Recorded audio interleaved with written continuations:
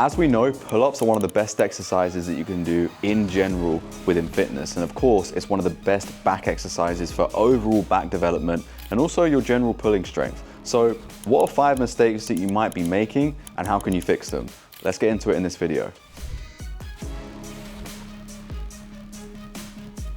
So getting straight into it, one of the worst mistakes that you can make when doing pull-ups is having too much of a narrow grip or too much of a wide grip. What this is gonna do is put too much pressure either on your shoulders or your elbows. Usually having a narrow grip is gonna put way more pressure on your elbows because you're not really moving them in the range of motion a natural position would be in. In terms of the wide, you're gonna be using a bit more of your shoulders, which is gonna make it a little bit more strenuous doing the actual pull-up itself. So I would always recommend, for beginners especially, to start off with just having your hands just a bit wider than shoulder width. Doesn't have to be exactly shoulder width. It can be one hand width away from actual shoulder width. And doing it like this is gonna allow you to have a good range of motion overall and good form. And you're actually gonna be able to use more strength this way as well. If you have a wider grip, it's gonna be harder to be able to actually do more pull-ups because it's a bit more difficult. You have to engage more of different muscles you probably haven't developed enough of yet. And then also, if you have a narrower grip, you're gonna be using a lot more of your forearms. Same thing with the wide grip. Some muscles might not be built up enough yet in certain areas, and so you're gonna be sacrificing a little bit of form to be able to do them. So I would always start off by doing just regular pull-ups, which are just slightly wider than shoulder width, and that's gonna be a lot smoother to do. One thing that a lot of people are confused about is how to actually grip onto the pull-up bar itself. Some people you'll see in the gym, they have an overhand grip with the pull-up bar, and then some people have an underhand grip where they put their thumb under the pull-up bar. You might be thinking, okay, well, what one do I use? And what one is correct? The thing is, both of them are fine. You might actually see a lot of bodybuilders use the overhand one. And the reason for this is because they're directly trying to target their back and they're not trying to target their grip strength or increase their grip strength. So what they do is they just hang onto the bar, almost using their hands as just a grip or a clip, and then they target the back. The majority of the movement goes through the back. When it comes to the one that goes under your thumbs, this one is targeting not only your back, but also your grip strength. I would say it's more of a 50-50 split. And then if you do the overhand one, you're looking at more 70 to 80% of your back and then 20% of your actual grip itself. Might actually decrease the amount of pull-ups you can do, but at least you can be able to work your back till exhaustion, unlike with the actual underhand grip ones. A lot of you might have the issue of your grip giving way before your actual back loses its strength. That just means that you need to work more on dead hangs and really increase your grip strength. You can even go from doing normal dead hangs and then go to one-handed dead hangs as well to really build up that grip strength. And then you'll find that your grip's not gonna give way before your back does. But you might be asking me, what one would you recommend, Callum? The one that I would recommend doing is always going to be the underhand one with your hands under the bar.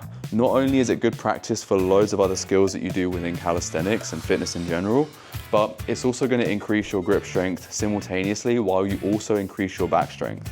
That's just my personal preference, and that's the advice that I give to all my clients. And I mean, the results kind of speak for themselves when it comes to my clients and being able to do skills, movements, and increase their strength like crazy. Also, if you're interested, I'll leave a link in the description to book in a free call with me. There are actually other variations of pull-ups where you do actually have an overhand grip, such as things like archer pull-ups or typewriter pull-ups. But usually you'd start off with just the underhand grip anyway for the pull-ups, and you would end up transitioning to the overhand grip as such for typewriter pull-ups and even archer pull-ups. So of course it can be varied from time to time, but on a regular basis, I always have the thumbs under the bar, not over, because it just increases my grip strength for other skills that I do. So that would be my advice to you. And I would say the mistake that a lot of people make when they're first starting is that they don't work on their grip strength. They go straight to the overhand grip, and then they wonder why their pull-ups aren't increasing. So now we move on to mistake number 3 that a lot of people make when doing pull-ups, and this causes them to not be able to increase the amount of pull-ups they can do, move on to other progressions, or even add weight to their pull-ups. One thing that a lot of people do is that they don't engage their scapula. You might be thinking, what is the scapula? The scapula is pretty much where your shoulder blades lie. In order to have scapular protraction, you do this and draw your shoulder blades forward. To have retraction, you do this and draw your shoulder blades back. And then to have a neutral spine and neutral scapula, you just stay like normal. What you have to do before you do the pull-up itself is retract the scapula, okay? And this is how it should look when you're holding onto the pull-up bar. This might feel very awkward at first and it's maybe a bit of an unnatural movement, but once you get the hang of it and you really build up your scapular strength by doing things like scapular shrugs that I'll show you in a minute, pull-ups will become a whole lot easier for you and you'll actually be doing it the right way because you'll be targeting a lot more of your back as you do the pull-ups itself. So let me show you what that will look like. So all you want to do is have that just wider than shoulder width grip.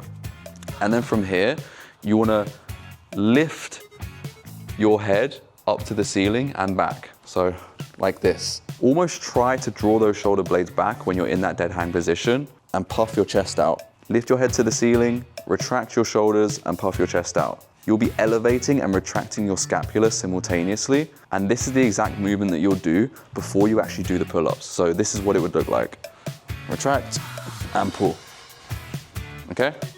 So after you do the pull-up itself, after you've retracted and pulled up, then you can decompress the scapula and go back into kind of a neutral hang position. But as soon as you go up again, you're gonna wanna engage that scapula before you go up and just repeat that process. This is gonna really build the scapula to a very, very high level. And as soon as you feel like your scapula is getting too tired and you can't do any more pull-ups, I'd recommend to stop because that's when injuries come in. So make sure that you have that scapular strength in place to be able to do more pull-ups and that you don't get injured. So the next mistake that a lot of people make is actually 2-in-1, range of motion. People don't have the proper range of motion, they do half reps and they kind of stop around here with the pull-up and they don't go all the way back down. Therefore, they're gonna find it more difficult to build that scapular strength over time and therefore their pull-ups are not gonna improve because of that. So what I would recommend doing is always having a full range of motion. So always starting with your arms locked out for every single rep and making sure your chin goes over the bar or at least in line with the bar. If your chin doesn't go over the bar, just stop doing the pull-ups, reset, drop the ego and go back to trying to get your chin at least level to the bar, if not over. I always try to go over the bar just because I try to make my pull-ups as strict as possible because that is really what's gonna make them improve and make my strength grow overall. So always keep that in mind. If you have good mobility, then this should be pretty simple. So all you're gonna have to do, lock out, engage scapula like we said, go right to the top, try and get chin over the bar, if not here, and then go straight back down again. Do not do this, which I see a lot of people doing, by the way. A lot of people will go like this. See how I'm not locking out and I'm almost struggling to get over the bar? What you need to keep in mind is that when you do retract your scapula and you pull up, you wanna be trying to aim the pull-up bar to touch your upper chest. That is what's gonna give you the best range of motion and the best form possible and allow you to target the areas that you want for the pull-up in order to improve it. So, one more showing. Try and reach the chest of the bar, upper chest, okay? You might not touch it every time, but as long as you're trying to do that and you get close to doing that, you're gonna be on your way to getting the perfect pull-up and being a pro. This last thing's not really a mistake, but I wanna give you guys a few more tips in order to actually increase the amount of pull-ups that you can get. A couple things that you can do, number one, is to actually do drop sets. As soon as you can't do any more pull-ups, all you simply want to do is have some sort of surface, similar to this, that you can stand on, even some sort of box or platform. Get up to the top of the pull-up bar and do negatives, where you're gonna come down as slow as possible, really work on the lower half of the movement. And what this is gonna do is it's gonna simulate what it would be like to do more pull-ups so your body and your muscles get used to it, and then eventually you can increase your pull-ups. This is also going to be amazing for your form and making sure you're doing the pull-ups with the best form possible. And you can really work on the top portion of the movement, making sure that's perfect. And then if you combine the bottom half where we do the scapular retraction, as well as trying to lift your chest up to the top of the bar and even doing the negatives itself where you start at the top of the bar, you're gonna have the perfect pull-up. One more thing to keep in mind, and it's pretty hard for me to do because this pull-up's a little bit low down, more low down than I would like it to be for this video particularly, but make sure when you do pull-ups, you're engaging your core and you're keeping your legs straight and together and more forward than your body. A lot of people will have their legs pretty much like this, where they'll be having them either crossed or just behind them, pretty much like this.